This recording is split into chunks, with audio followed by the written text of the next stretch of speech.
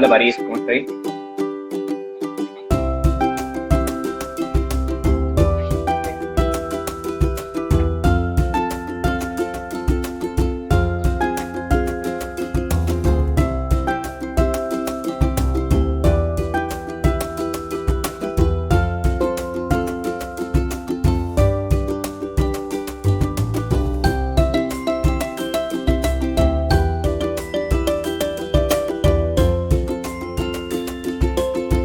Hola compañeros, hola Dani.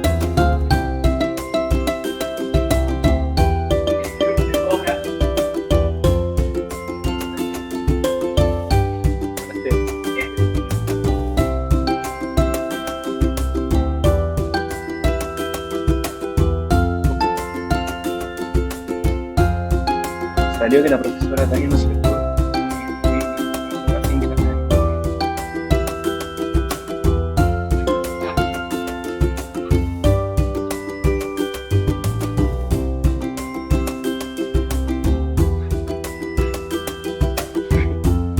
Un saludo, Lucas.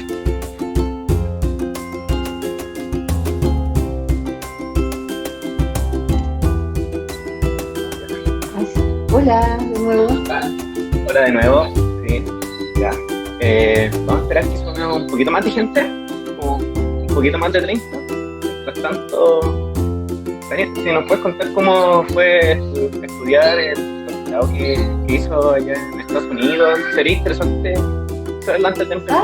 Bien. Ya, un poquito de mí. Bueno, hola a todos. Bueno, mi nombre es Tania Bahamonde, yo soy químico farmacéutico de la Universidad de Valparaíso. Después de estudiar química y farmacia, trabajé unos años en farmacia y luego me fui a estudiar doctorado en Molecular Pharmaceutics and Drug Delivery, como ciencia farmacéutica en la Universidad de Texas. Estuve ya casi 5 años estudiando este doctorado, enfocada en investigación específicamente en el desarrollo de formulaciones o estrategias para tratar más eficazmente infecciones causadas por biopartículas bacterianas, infecciones que tienden a ser crónicas, resistentes específicamente, que tienden a afectar a tejidos pulmonares, a ciertos pacientes con, por ejemplo, con fibrosis quística, y también que tienden a causar infecciones crónicas en heridas complejas. Entiendo. ¿Y ahora has seguido estudiando esa línea de investigación ahora aquí que está de vuelta en Chile?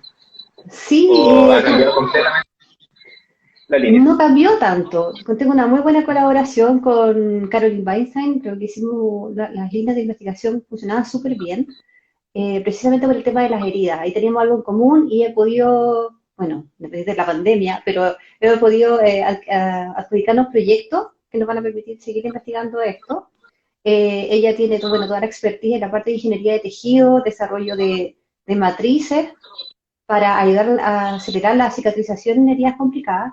Y por otro lado, yo también, bueno, tengo la expertise en el tema de formulación farmacéutica, de biología farmacéutica, y específicamente para tratar de desarrollar estrategias para prevenir infecciones en estas heridas. Entonces, ambas líneas se conllevan súper bien. Y tenemos ahí, creo que tres proyectos en realidad relacionados a estas líneas de investigación. Un FONDESIT de inicio, un proyecto PAI de inserción en la academia y Caroline también por su parte un FONDES. Bastante interesante. Entonces, y igual bueno, como una pregunta más personal, quizás le podría interesar a alguno de nuestros compañeros de química y farmacia si es que uno podría hacer la tesis ahí o una unidad de investigación. Sí, mire, yo agradezco el interés. En realidad no he hecho la invitación eh, como oficial a través de secretaría porque todavía no he terminado la etapa de montaje del laboratorio. Recién creo que voy a terminar este mes. Como es un laboratorio que parte desde cero, una línea de investigación nueva, entonces tuve que comprar desde el mesón de trabajo, gabinete, incubadores, todo desde cero. Y eso va a estar, estimo que esté listo y si la situación sanitaria lo permite, empezar ya los experimentos a partir de junio más o menos. Entonces ahí ya voy a invitar a, porque tengo considerado tesistas en el proyecto, entonces si alguien interesado, bienvenido a que me contacte. Bueno, ya en mi caso podría faltar como 2 años si es que no me llego a atrasar, bueno, quién sabe. Pero es interesante saberlo, como para tener una opción más a tener en cuenta. Ya, Sí, ahora tenemos una buena cantidad de espectadores, así que demos inicio a este segundo Socialite. Bueno, primero que todo, bienvenido a todos los espectadores a este Socialite, el segundo episodio de la temporada 2021. En esta ocasión tenemos el agrado de tener como invitada a la doctora Tania Bahamondes, como bien dijo, ella es química farmacéutica de la Universidad de Valparaíso, se desempeña como docente e investigadora, como muy bien dijo, en esta misma carrera. Ella posee un doctorado cursado en la Universidad de Texas en Austin, y bueno, este Socialite tiene como temática el examen de PCR, una herramienta de biología molecular extremadamente importante que se ha puesto en boca de todos debido a esta pandemia por su uso como herramienta diagnóstica en la clínica para detectar pacientes con infección de COVID. Bienvenida, Tania. Muchas gracias, Iván. ¿Ya? Así que, bueno, empecemos por la primera pregunta. Vamos desde lo más general a lo más específico. ¿Y en qué consiste esta herramienta del examen de PCR? Bien, bueno, el examen de PCR, bueno, su nombre primero viene de reacción en cadena de la polimerasa, de sus siglas en inglés, y es una herramienta de biología molecular que es súper útil en investigación también en el laboratorio clínico. Bien, en lo técnico, lo que permite es amplificar un segmento o un fragmento de material genético de interés, generar muchas copias de un pedacito de ADN. El objetivo de esto es poder tener una cantidad suficiente para análisis y detección. Y eso es precisamente porque tiene la aplicación ahora y se habla tanto precisamente ahora por el COVID, porque nos permite detectar el genoma de este virus en muestras de pacientes. ¿Ya? Y específicamente, ¿qué es lo que estaría detectando este examen? Bueno, la presencia o ausencia de un segmento, de un fragmento de material genético del virus. Específicamente lo que se detecta, bueno, es un segmento que codifique alguna proteína específica de este virus, que sea distinta de otro y ojalá que sea algún segmento genético bien conservado. Por lo general se utilizan segmentos de gen que codifican proteína de la envoltura del virus, que son más características, más conservadas. En el caso del COVID se detectaría eso, ¿no? Sí. En el caso de otras enfermedades, bueno, como aplicación, siempre el ejemplo estaba desordenado el COVID, que es lo que más se usa, pero tiene aplicación en otras infecciones para identificar microorganismos causantes de infecciones y también enfermedades genéticas. Bastante interesante. Y bueno, ¿qué otros exámenes se podrían hacer mediante la prueba de PCR? Aquí ya dijiste una, pero ¿alguna más se podría hacer? Sí, bueno, como dije, tiene principalmente aplicación de enfermedades genéticas, por ejemplo, fibrosis quística o enfermedades infecciosas, virales, bacterianas. Esas son principalmente las aplicaciones. Como digo, el enfoque es identificar un segmento de material genético, ya sea de un microorganismo en el caso de infecciones o del mismo paciente, donde estamos buscando la mutación. Y bueno, ahora pasemos un poco a la historia del PCR, porque bueno, el equipo que se usa, el termociclador, específicamente se diseñó para el PCR, ¿no? Sí. Y entonces, sí. Bueno, antes del diseño se tuvo que haber hecho un primer PCR. ¿Y cómo fue el primer PCR de la historia? Sí, bueno, es una pregunta bien específica y habría que preguntarle al que la desarrolló. Y para los que estén interesados y quieran estudiar más, les recomiendo la página web de Kary Mullis, que fue el que creó, el que vino con esta brillante idea. De hecho, hay una página web completa con esta historia, www.karymullis.com. Ahí pueden ver la historia, es muy bien descrita. Y bueno, él cuenta que él trabajaba en una compañía, bueno, biotecnológica desarrollando oligonucleótidos. Sencillamente son pedacitos de material genético para aplicación en investigación. Para distintas investigaciones, estos oligonucleóticos tenían... Como estas ondas que se podrían usar en técnicas como el Shutterfly. Sí, claro, muchas aplicaciones biotecnológicas. Y él se daba cuenta que una de las limitaciones que había en estas aplicaciones era que no había suficiente cantidad de material genético. O sea, ¿cómo podemos generar más? Y yo lo hacía antiguamente, pero el proceso es mucho más laborioso. Entonces, ¿cómo podemos generar esta idea? Y cómo fue él cruzando... Lo brillante de todo esto es que él fue juntando cosas que ya existían. ya se había identificado la polimerasa y su capacidad de sintetizar, se habían identificado distintos elementos que vienen a ser la PCR. Y la historia cuenta que la primera versión de la PCR fue en el año 83 y fue aplicado para identificar la causa de la anemia falciforme, que es una enfermedad genética. Sí, podríamos decir que fue por ahí. Pero la versión exitosa, utilizando la enzima que se usa hoy en día, fue en el año 85. Y bueno, ya para el 86 había diversas patentes, y por lo mismo la PCR, que es esta reacción de cadena polimerasa, se utiliza un dispositivo, un equipo, perdón, que es un termociclador, que permite generar las condiciones para generar esta reacción y hacer esta amplificación. Una de las características es que genera ciclos de temperatura.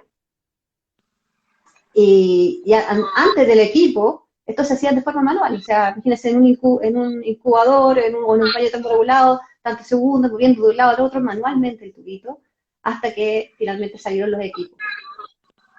Sí, igual me imagino estar pasando manualmente con la mano un tubo al otro, igual era bastante laborioso, entonces... Claro, era una versión más...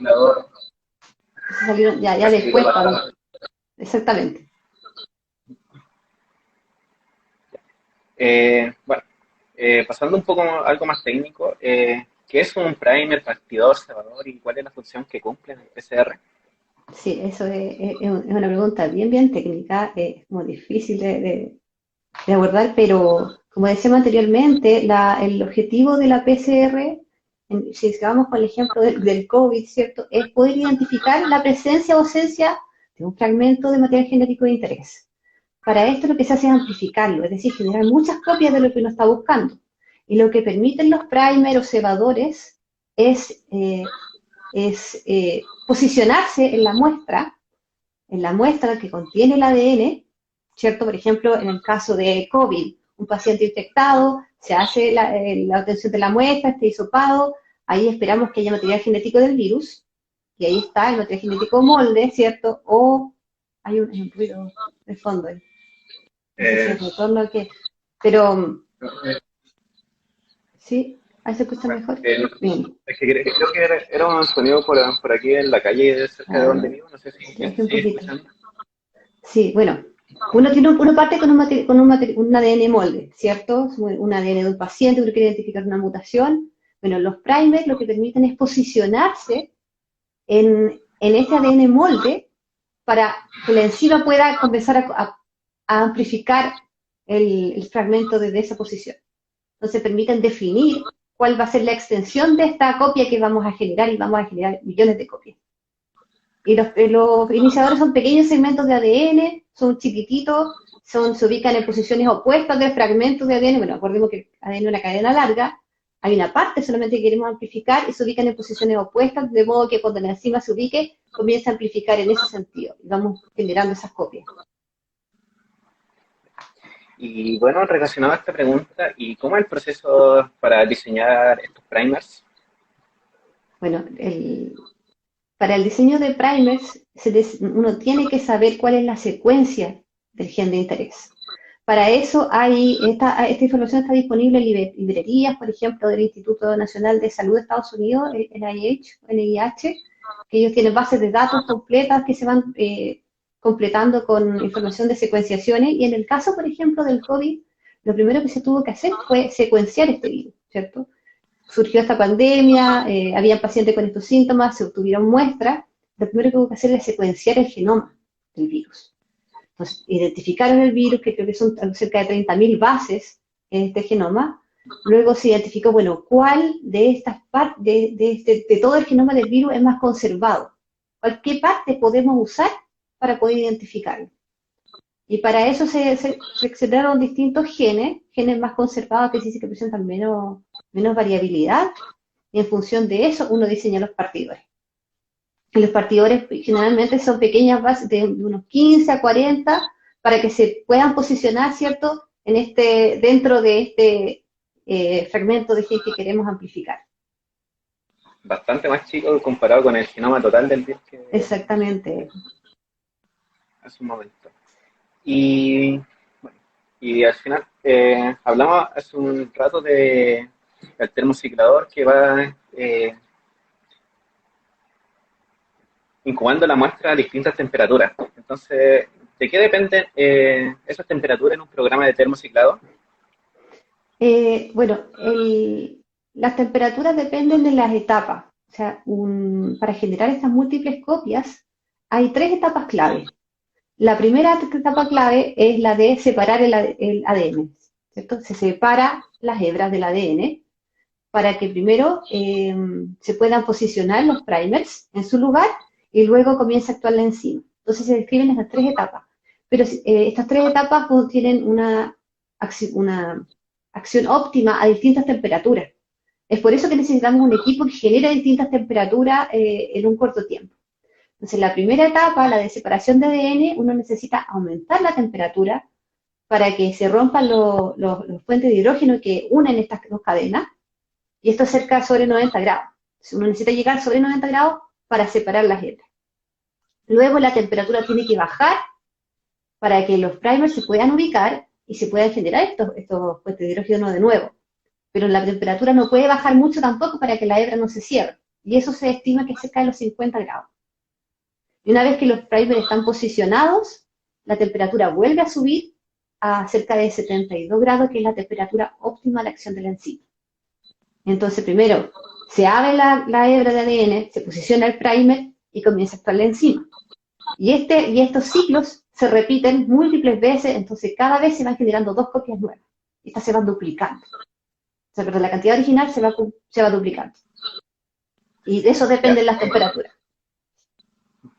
Ya.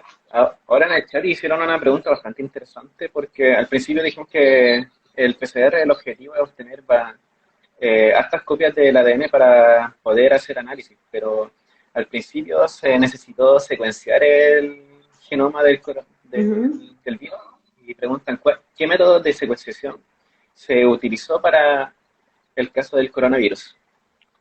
Uy, buena pregunta. La verdad, desconozco esa área más específica. Yo, de hecho, me imaginaba que podía ser un tema para otros escenarios, hablar de secuenciación. Así como hablar de test rápido. No sé si lo tienen considerado. Pero la verdad no es un área donde yo me maneje mucho. No sé cuál es la técnica que se utilizó ahí. Bueno, entonces, siguiendo las preguntas, ya saliéndonos un poco del ámbito clínico, ya relacionándolo con investigación, ¿cómo el examen de PCR puede aportar en futuras investigaciones? Bueno, es una técnica muy versátil y adaptable, por lo tanto, bueno, esperemos que no pase de nuevo, pero efectivamente nos sigue ayudando para poder identificar nuevos virus y diagnosticar nuevas enfermedades genéticas. Nos va a permitir, por ejemplo, identificar nuevas variantes, si existieran, o nuevas cepas, y también tiene otras aplicaciones cuando hablábamos no solo de poder diagnosticar enfermedades genéticas, sino que una de las aplicaciones interesantes de esta técnica, algo que se viene estudiando hace mucho tiempo, que tiene que ver con, por ejemplo, prescripción personalizada de medicamentos.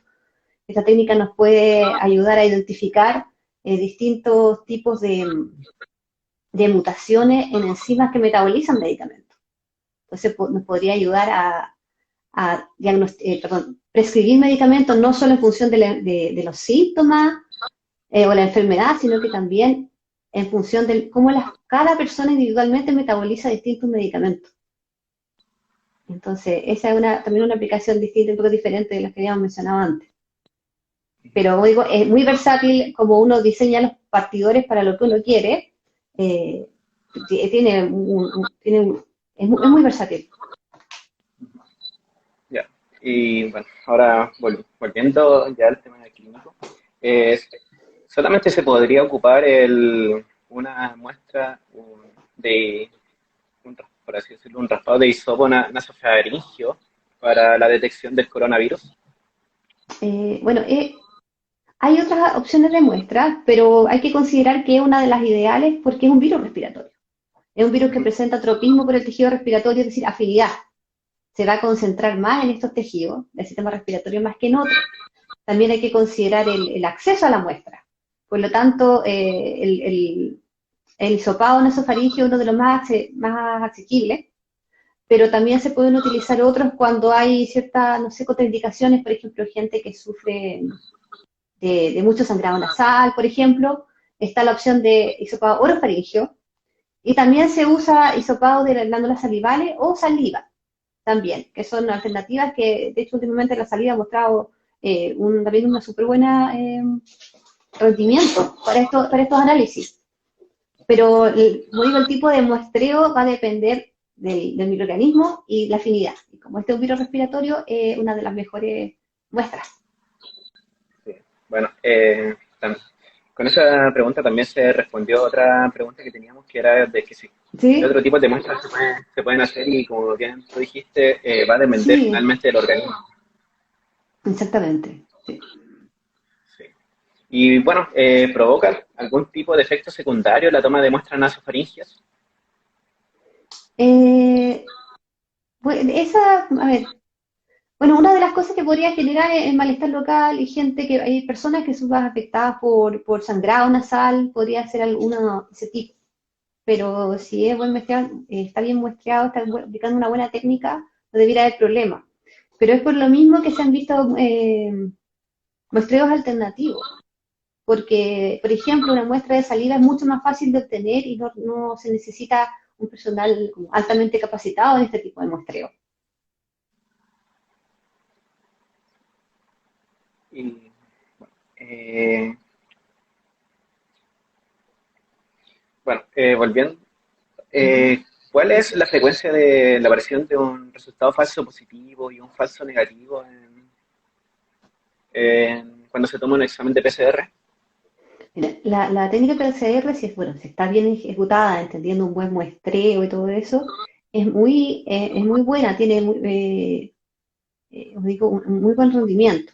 Ahora, se describe que los falsos positivos es bien poco posible. O sea, si la muestra, si tu examen da positivo, es muy alta la posibilidad de que realmente sea positivo. En cambio, el falso negativo más factible, más frecuente. Y eso se debe precisamente al periodo de incubación que toma el virus. Es decir, desde el minuto, si uno se infecta el día 1 y ese mismo día uno se hace un PCR, muy probablemente va a salir negativo aunque uno esté infectado, porque el virus necesita ciertos días de incubación para empezar a replicarse. Entonces se estima que el día 1 probablemente te va a salir negativo porque no hay suficiente virus en la muestra, ¿cierto? En el hisopado. Con los días, al día se estima que al día 3, día 5, la probabilidad de un falso negativo es como de un 30%, y ya la probabilidad es mucho mejor, o mucho más probabilidad de que salga positivo cerca del día 5, día 7. Y Cuando el después virus ya queda ya completado hay más en cantidad de incubación. virus, exactamente. Y después ya esta probabilidad, después de esa cantidad de días, bueno, el virus comienza a bajar la carga y también hay posibilidad de tener más posibilidad de tener falso negativo pasado este tiempo, cuando ya la carga viral empieza a bajar. Ya. Ahora tenemos una pregunta del chat que es: ¿qué factores podrían provocar que la PCR no sea eficiente o específica? Sí, bueno, esa es muy de clase, ¿eh? Muy de la Sí. clase de PCR. Pero bueno, hay distintos factores. Hay que considerar que aquí hay, de nuevo, en el caso de COVID, que es uno de los ejemplos, hay hartas cosas que pueden influir, desde la toma de muestra, desde que la persona tome bien el muestreo, que la muestra no esté contaminada, porque uno de los factores que influyen en cómo funciona la PCR es la pureza del material genético obtenido. Esa es una de las cosas, desde el proceso de extracción. Entonces, hay varias etapas que ocurren antes de la PCR. Otro tiene que ver con el diseño de los partidores, pero podemos confiar en las fechas, que eso ya son kits que han sido altamente validados, ¿cierto? Y certificados. Pero esos son uno de los factores que influyen: la pureza de la muestra original, la presencia de impureza desde el procesamiento de la muestra, y también el diseño de los partidores. Esos son como factores generales. Ya. Ahora volviendo con otra pregunta del público que, bueno, le hizo Catalina, relacionado quizá a algún mal manejo en la toma de la muestra, en Mm. qué caso puede haber pérdida de líquido cerebral al tomar una muestra de PCR. Ay, no, no, no, no.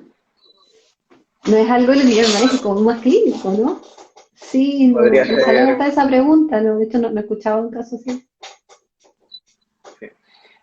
Bueno, podría ser una pregunta a alguien, algún enfermero, hay gente que tenga más contacto Sí, con de pacientes, alguien pero que participa en esa parte de muestreo, con qué cosas han encontrado, pero la verdad no lo sé.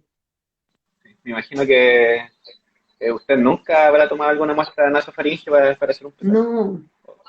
No, no me desempeñaba ahí. No sé si los farmacéuticos, hay alguien que se desempeñe en eso. Ya. Y bueno, otra pregunta. ¿Hay un mínimo de material genético que se debe tener para que la muestra de PCR, o sea, para que el PCR sea efectivo o se pueda llevar a cabo? Sí, efectivamente. Hay un parámetro que tiene que ver con concentración y pureza. Es uno de los primeros evaluaciones que uno hace antes de hacer la PCR.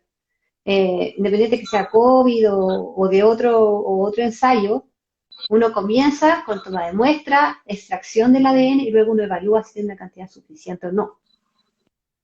Y también se evalúa, como digo, su pureza, su concentración para asegurarse de que el ensayo va a salir bien. Vamos a tener un resultado en el que podemos confiar. Y bueno, relacionado con la pregunta que hicimos recién, ¿cada cuánto una persona que está constantemente expuesta a contagiarse con el virus, por ejemplo, un personal, un enfermero de la salud, eh, que trabaja en un hospital tomando muestras de nasofaringeas, debería estar haciéndose un examen de PCR? Mira, la verdad, si es alguien que está expuesto todos los días, uno podría decir técnicamente que en realidad habría que testearse todos los días. Pero eso es súper inviable. Además, nunca vamos a saber si realmente nos contagiamos y si estamos en este rango del día quinto al día octavo. Esto hay incertidumbre. Por eso es que la recomendación es, si hay síntomas, hay que hacerse el test. Y si no hay síntomas, pero uno cree que tuvo un contacto estrecho, hay que hacer el aislamiento. Porque, como digo, para tener la certeza habría que estar haciendo el examen todos los días y eso es inviable. Uh -huh. Sería tanto por el personal que tiene que estar ir tomándose la muestra, como también el gasto de material de laboratorio podría ser. Por ambas razones podría ser que es inviable. Claro, porque colapsaría el laboratorio. Entonces hay que priorizar y la priorización se basa en personas que han tenido síntomas, en la forma de poder asegurarse de que uno está haciendo los PCR de forma más selectiva.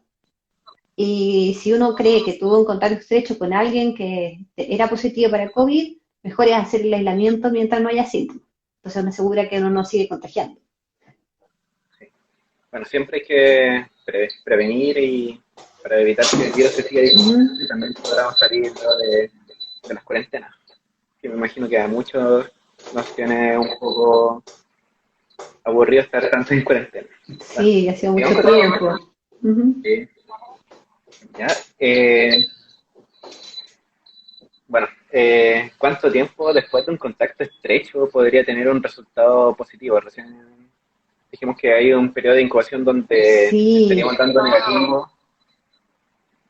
claro, era eso, más o menos hasta desde el quinto día en adelante, hasta el día octavo, se estima que es el día donde habría más carga viral y, y el resultado podría ser más seguramente menos probabilidad de falso negativo. Bueno, aquí hay una pregunta y bueno, también bastante técnica, es que al comprar los kits de PCR o mandar a hacer Ujú, partidores, que hizo esta pregunta, bueno, igual ya se nota que ha trabajado, pero quizás más en el área de investigación, ujú. es que ¿Ya? el proveedor dice en la página específicamente no usar con fines de diagnóstico. ¿Y cuál es la característica, el proceso para que un kit o los partidores puedan ser usados para diagnosticar enfermedades como lo ocupado con en el caso del coronavirus? Sí, esa pregunta de alguien que estuvo ahí mirando los kits, proveedores, está bien interesado en PCR. Sí, mira, independiente de que pueden haber kits por distintas compañías que los provean y que cumplan con su control de calidad, ¿cierto? Que sean útiles en la investigación, para usar de diagnóstico tienen que ser aprobados por autoridades, por autoridades regulatorias. Entonces, puede que sea un kit que funcione bien en el laboratorio, que tenga todo su análisis hecho, su control de calidad, pero como digo, tiene que ser aprobado por la entidad regulatoria de los distintos países. En caso de Chile, la entidad regulatoria nuestra es el ISP. Entonces, las compañías que sean proveedores de estos kits tienen que solicitar esta aprobación. A través, bueno, del ISP está el subdepartamento de registro y autorización, piden distintos formularios, distintos antecedentes, y entre esos antecedentes, bueno, son el nombre del kit, la composición, el contenido del inserto, cuáles son los componentes, cuáles son los rótulos, un montón de antecedentes. Entonces, con esa información, bueno, el ISP lo analiza y luego se cita al laboratorio de biotecnología para que lo pruebe. Y en función de esos resultados, más todos estos papeleos, es cuando se entrega la autorización y pueden realmente ser vendidos y distribuidos para uso como diagnóstico para laboratorios clínicos. Bastante interesante esa Así que no sé si eso ya contesta la pregunta ahí del que quería comprar PCR. Y bueno, ahora recordando un poco cuando recién empezó la pandemia, se confundió el término PCR por otra técnica que también se utiliza. Y, bueno, esa era la proteína C reactiva y que también se abrevia como PCR en español. ¿Y qué diferencias tendrían estas técnicas? Sí, ese fue famoso, fue comienzo de la pandemia, que el subsecretaria Paula Daza presentó la PCR como proteína C reactiva. Y uno entiende, bueno, se puede entender ese error porque antes de la PCR es una técnica que se usa en laboratorio clínico, pero yo diría que quizás para los médicos es menos conocida que la proteína C reactiva. La proteína C reactiva puede aparecer en un examen, ¿cierto? Como un parámetro. En cambio, la PCR es una técnica, y no necesariamente puede aparecer. Yo creo que esa confusión tenía que ver con qué tan familiarizado está el personal de salud con la PCR, que para ellos probablemente en su mente era proteína C reactiva. Bueno, dicho eso, la proteína C reactiva es un biomarcador, es una proteína que se toma una muestra sanguínea, se puede medir, es producida por el hígado normalmente, pero esta proteína aumenta en caso de inflamación o infección. Entonces, ese es un biomarcador. Entonces, la proteína C reactiva es un biomarcador y también es el ensayo reportado en un examen de sangre, por ejemplo. En cambio, la PCR es una técnica, no es un biomarcador, es la técnica con la que uno mide, o identifica una enfermedad, como en el caso de COVID.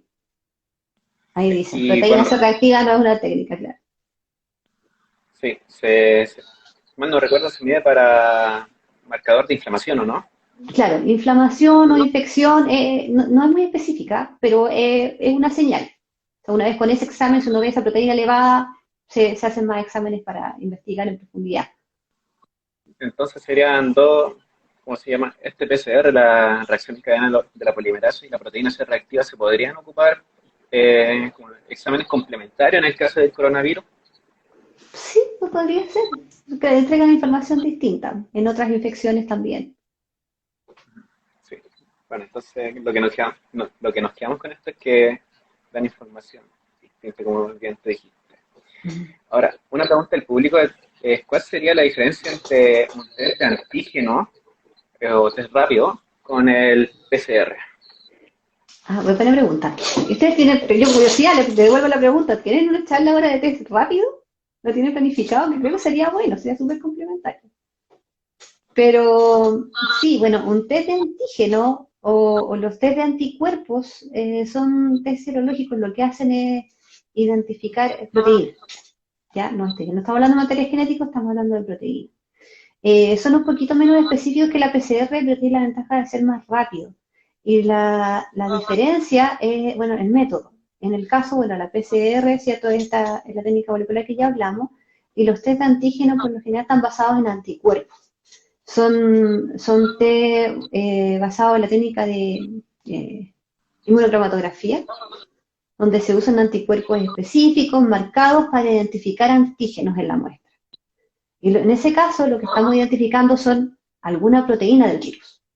Y nos permite saber si uno está infectado o no. Esa es la ventaja de un test rápido, medir la presencia de antígenos. Y están los otros que lo que hacen es medir anticuerpos, que también son test rápidos, que también funcionan, también son el mismo fundamento, y lo que permite eso no nos da información de la infección, sino que de nuestra respuesta inmunológica. Entonces, un test positivo de eso nos indica que estuvimos contagiados, pero no sabemos si estamos todavía, no da una información más certera, sino que dice que generamos anticuerpos contra la infección y que la tuvimos en el pasado. En cambio, el test de antígeno y el PCR, ambos nos podrían decir que la infección está ocurriendo ahora. Bueno, y entonces el test rápido sería útil también para medir la inmunidad generada por vacunas también, me imagino. Como Sí. ver anticuerpos. Bueno,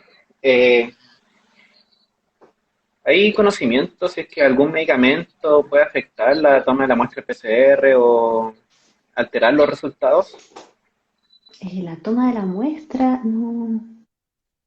Es difícil porque en realidad si estamos contagiados y tenemos el virus, ¿cierto? Ese va a aparecer en la toma de muestra. Vamos a poder contar con este material genético, por lo tanto, algún medicamento no se me ocurre ni tampoco he visto. No sé si alguien ha escuchado algún reporte, pero creo que no debería influir. Bueno, y bueno, el proceso para tratar test salivales para aplicar el PCR es el mismo que se ocupa para las muestras nasofaringias. ¿O Sí, hay debería algo ser, diferente? en lo específico, en lo general deberían ser muy similares, porque todas estas muestras, independientes de los orígenes, hay que procesarlas, porque lo que uno quiere es obtener el material genético del virus. Entonces, el procesamiento es bastante similar. Puede que tenga algunos pasos extra, pero todas tienen que ser procesadas para llevarlas a la PCR. Y ya, otra pregunta que van surgiendo. En el caso de los vacunados, ¿ellos verían afectados sus test PCR? Como bien relacionada a la pregunta de los medicamentos. De, sí. Eh, bueno, si la persona, sabemos que la vacuna no impide la infección, ¿cierto? Sabemos que podemos generarla igual, obviamente con menos, vamos a decir, con síntomas más suaves, ¿cierto? En eso nos protege. Por lo tanto, no debería afectar la cantidad de virus. Si el test sale positivo es porque realmente estamos infectados que tengamos la vacuna. Y si el test sale negativo significa que no. Y esto sería independiente de la vacuna. Es distinto de lo que pasaría con los test rápidos por lo que mencionamos anteriormente. Porque ahí sí estaríamos generando anticuerpos por la vacuna. Estos podrían ser detectados por estos test. Bueno, y bueno, por lo visto, eh, ya nos estamos quedando sin preguntas. Estas Ujú. las últimas que teníamos anotadas. Y bueno, aquí surgió otra pregunta en el chat. Dice, si me quieren pillar un virus X cualquiera y yo me tomo un antiviral, ¿me puede bajar la carga viral y que salga negativo el PCR? Es una posibilidad. Po. Si uno piensa, repasemos, ¿cuál es el mecanismo de acción de los antivirales? Es impedir la replicación de estos virus. La mayoría funciona así. Entonces tendríamos menos cantidad de virus en nuestro organismo, por lo tanto, al hacer el muestreo, podríamos tener menos carga viral y menos posibilidad de que salga este PCR para este virus positivo. Entonces, sí, obviamente va a depender en qué momento uno se tomó el antiviral y comenzó el tratamiento, ¿cierto? Pero en este ejemplo uno dice sí, precisamente porque es el objetivo del antiviral. Sí. Y bueno, si está dando negativo, podría ser indicio de que ya la infección estaría pasando, ya estaría en los últimos días de la enfermedad. Claro, no puede ser que puede ser antes de o después recuerden que tiene este periodo de incubación de los virus, por lo tanto el resultado va a depender, o la probabilidad de falso negativo va a depender de qué etapa de incubación está. Pero es más probable que dé negativo muy al comienzo de la infección o cuando ya pasó la infección o el tratamiento. Sí, ya. A ver, voy a estar revisando en el chat si es que tenemos más preguntas, porque al parecer ya nos están quedando más preguntas. Y todavía nos quedan 20 minutos de postulado, así que invito a los espectadores a ver si tienen más preguntas. Uh -huh. Sí, a veces sale otra. Uh -huh. Sí. A Pero ver. también otra Ahí pregunta que... ¿Sí? ¿Sí? Benjamín Figueroa hizo otra pregunta. ¿Y qué ocurriría si no se realiza la retrotranscripción de la ARN del virus? ¿Y de igual forma se Ah, realiza? qué buena pregunta. Creo que eso es algo que no lo había mencionado. Así que me recuerdo ahí algo importante de repasar. Claro, la PCR lo que amplifica es ADN. Entonces hablábamos de que nuestra muestra original tiene que ser ADN, pero en el caso del COVID es un virus que es de ARN. Entonces, en estos casos, cuando uno comienza con ARN como muestra, lo que hay que hacer es un paso extra que se llama retrotranscripción. Es decir, generar una copia, convertir el ARN, pasarlo a ADN complementario. Y ese ADN complementario es el que va a la PCR.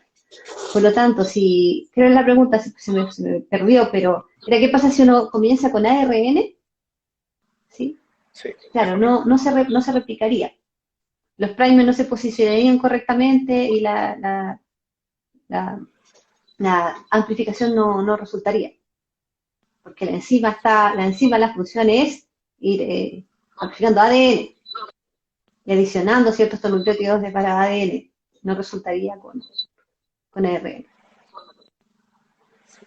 Y bueno, recordando un poco ciertas clases, bueno, esta es una pregunta que me surge a mí.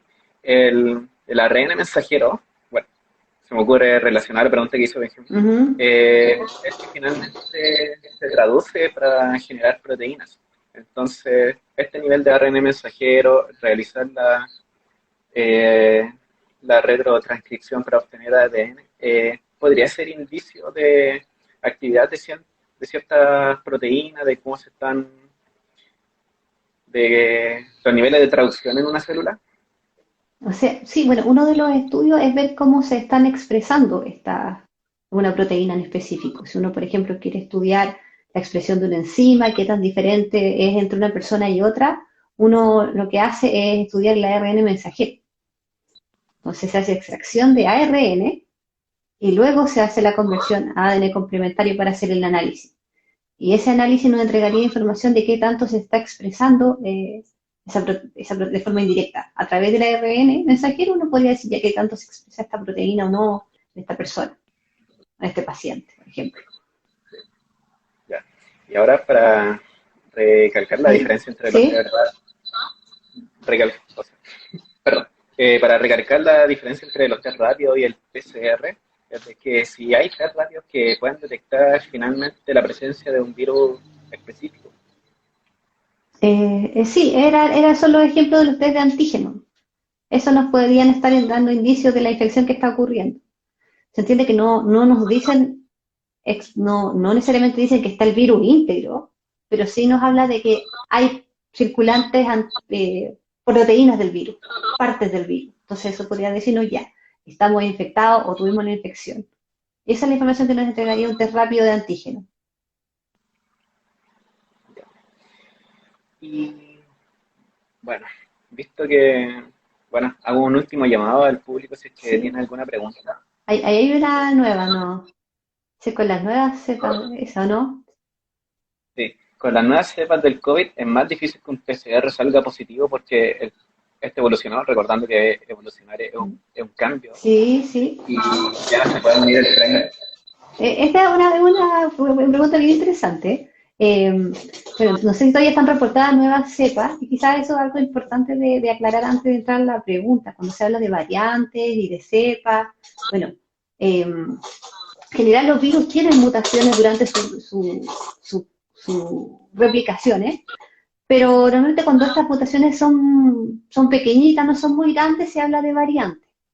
Cambio una nueva, para hablar de una nueva cepa, tienen que ser cambios muy grandes, muy sustanciales en el genoma que impacten alguna proteína, por ejemplo. Estoy en una situación hipotética, que cambie el tipo de proteína o la conformación de la proteína de la superficie y esto haga que el virus cambie algún patrón en su ciclo de vida, sea más virulento o más resistente.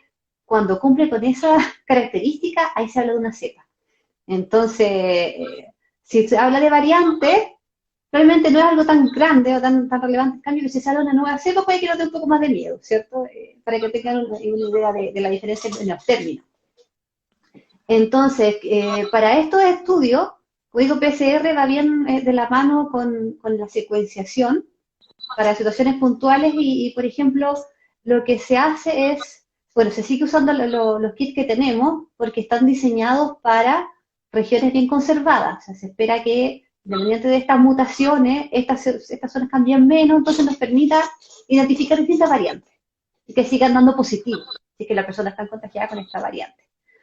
Pero si se diera el caso, ¿cierto? Supongamos que ahora empezar a haber un momento en que tenemos más pacientes con síntomas como los del COVID, pero dan COVID negativo. ¿Qué pasaría en una situación hipotética donde estamos teniendo los mismos síntomas, quizás más grave o menos, pero nos dan COVID, nos da el PCR negativo? Quizás sea el momento de llevarlos a secuenciación, extraer, tomar el muestreo y decir ya hay que secuenciar, es decir, saber exactamente cuál es la secuencia genética, el genoma del organismo que está infectando a esta persona, y una vez teniendo esta secuenciación, se pueden diseñar o corregir los primers y desarrollar la PCR. Ese sería un ejemplo de una situación hipotética. Entonces, creo que contesté la pregunta. Claro, si va cambiando. Como digo, los tests que están ahora están diseñados específicamente para regiones conservadas que cambian poco, que no cambian en el virus. Y si cambiara mucho o dejara de dar positivo este ejemplo de estas personas enfermas que tienen cierto, cambia por ejemplo, de repente aumenta el número de contagios, cambia algo muy radicalmente los patrones, se van acompañados y se hace de estos estudios de secuenciación. No son rutinarios, no están en los sistemas asistenciales, pero sí es importante irlos monitoreando. Ya serían como en las situaciones que dijiste, donde Claro, no ya sé si, se detectan los síntomas, pero están dando muchos PCR negativos. claro, una situación hipotética de ese tipo, pero en la práctica, el, como ya dije, deberían seguir dando positivo y si no, se van a adaptar siguiendo este camino. Y bueno, ahí en el chat nos dicen que gran parte de los proveedores de los kits han informado que siguen detectando las nuevas variantes, pero Sí, deben hacer ese reporte cada vez que sale una variante nueva. claro. Y precisamente porque las variantes son cambios chiquititos. Por ejemplo, ese como el mensaje. Cuando hablamos de cepas es un cambio grande. Y ahí quizás puede que no sirvan. Pero dentro de la familia de coronavirus, esto, si bien tiene cambios y tiene mutaciones, son menos porque se considera que es menos, que muta menos, por ejemplo, que el virus de la gripe o incluso que el del VIH. Entonces, si bien varía lo que es malo, no es tanto la variación que puede tener. Bueno, ahora una pregunta como relacionada con alguna mala práctica, podría ser. ¿Un ¿Ya? mal diseño de los primers podría provocar un falso positivo? Un mal diseño. Un falso positivo es difícil porque si el primer está mal diseñado, a ver, déjenme pensar porque es un ejemplo súper hipotético. Eh, si el primer está mal diseñado y se uniera a otra región, es difícil porque no se va a amplificar la región que queremos que amplifique. Si está mal diseñado, ¿qué podría hacer? Que sencillamente no se una a la región de interés y lo que daría en realidad sería un falso negativo. Es O decir, también, una, no sé así, claro, estoy pensando en el ejemplo hipotético, pero claro, significaría que si está mal diseñado el primer, no se va a unir a la región de interés, esta no se va a amplificar, por lo tanto no vamos a tener señal. Si la persona estuviera infectada, ¿cierto? No vamos a tener la señal, entonces el test daría negativo, estando infectada. Y en el falso positivo tendría que, ¿no? Es difícil ese ejemplo, porque no, claro, si sí, está mal tendría diseñado no va a que, resultar, porque puede que amplifique algo, otra cosa, pero el examen lo va a identificar que no está amplificando lo que estamos buscando. podría, podría pasar que se amplifique una región de un peso molecular distinto, ¿o no? Claro, claro. Y eso se Y ahí vería no se después podría hacer en como la curva, porque se va a identificar que es otro amplicón, es otro, perdón, otra región la que se está amplificando, no la que estamos buscando. ya. Y bueno, recordando la pregunta de Paula, que bueno, una pregunta que hicimos al principio, que los falsos negativos, ¿qué tan frecuentes son? ¿Sí? En general, como digo, son poco frecuentes. Se considera que si el examen es positivo, es positivo, pero si es negativo, puede que sea un falso negativo precisamente porque hay poco virus circulando en el organismo porque está en un periodo de incubación muy reciente. Es decir, no va a dar positivo hasta que pasen unos días y que haya más virus circulando, más virus que se puedan muestrear y cuantificar. Sí. Bueno, en ese caso, y si los síntomas siguen, bueno, recordar la recomendación de volver a hacer exámenes. Y claro, por eso, efectivamente, por eso uno dice, si el test te salió positivo, seguro estás infectado. Si dio negativo y estuviste en contacto con un sospechoso, con ese contacto, mejor hacer la cuarentena para estar seguro, porque uno no sabe en qué etapa de incubación está.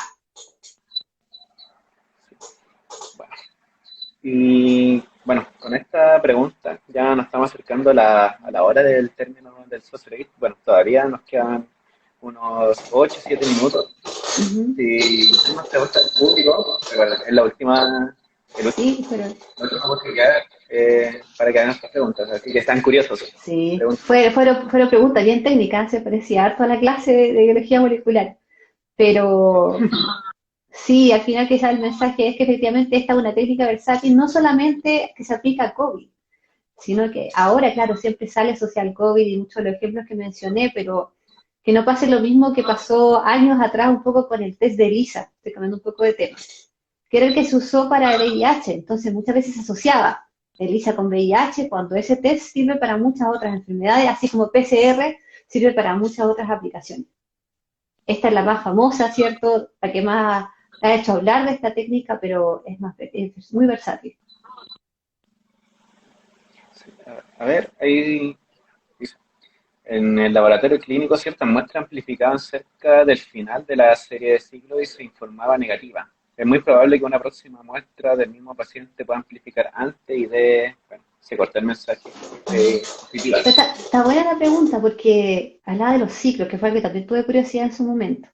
Bueno, como para repasar un poco, la PCR lo que hace son, bueno, múltiples ciclos para ir duplicando las copias del material genético, bueno, original, este segmento de interés, generar una cantidad suficiente para poder detectar. Pero eso se detecta en distintos ciclos. Si uno ve la señal a pocos ciclos, se considera que había más material genético original, ¿cierto? En este caso, más virus. Y se estima un ciclo umbral que es aproximadamente en el ciclo 30. Es decir, si uno echa a andar la PCR, va pasando 1, 2, 3 ciclos y no amplificó, no hay señal, pasado los 30 ciclos, en general hablan de los 30, 32, por lo que estoy averiguando, no, ya se dice que la muestra es negativo. Pero si amplifica antes, se considera positivo. Ya. No sé si eso contestaba Y un poco bueno, la pregunta de los ciclos. sí, imagino que sí. A ver, Ujú. si es que dice algo que preguntó. Pero bueno, y no. Bueno, con esta pregunta ya damos por finalizado este segundo episodio de Socialate 2021. Ya queda poquito para que se termine y no queremos dejar ninguna pregunta media. Así que agradecemos mucho la participación de la profesora Tania. ¿Le gustaría decir algunas palabras para finalizar? No, yo agradezco la invitación, me di cuenta que se hizo súper cortito. Es un tema bien técnico y quizás difícil, las preguntas también eran, lo dirigían así que, bueno, espero que haya podido quedar más claro, por lo menos saber que la técnica, lo que yo ya decía, es versátil, no necesariamente se hizo conocida por el COVID, pero se aplica para otras cosas. Eh, y eso, agradecerle la invitación a ustedes, darme el Sí, espacio. bueno, ahí en el chat dicen el Socialate debería haber sido antes de la prueba. Bueno, también Alejandra confirma, yo también confirmo porque, bueno, ayer tuvimos la prueba. Ayer tuvimos la Así Brasil, yo que lo pensé también, así que dije debe que haber bueno sido que fue como hoy. para una especie de repaso y aprovechar de preguntar. Pero Pero sí, bueno, yo tenía material suficiente, los videos, todo, así que espero que le haya ido bien. Ya me llegaron las como más de 60 fotos que tengo que, de su pregunta de desarrollo tengo que revisar. Y bueno, con eso damos por finalizado este Socialate. Recuerden seguir a SocioKIF en todas las redes sociales, YouTube, Instagram, Facebook. Y no se olviden que próximamente se viene un nuevo episodio de Socialate. Recordemos que la profe nos dio ideas para un próximo Socialate, así que lo tendremos en cuenta. Así que le invitamos a participar ahora, pero ahora como observadora. Así que eso. Gracias. Muchas gracias. Chao. Cuídense.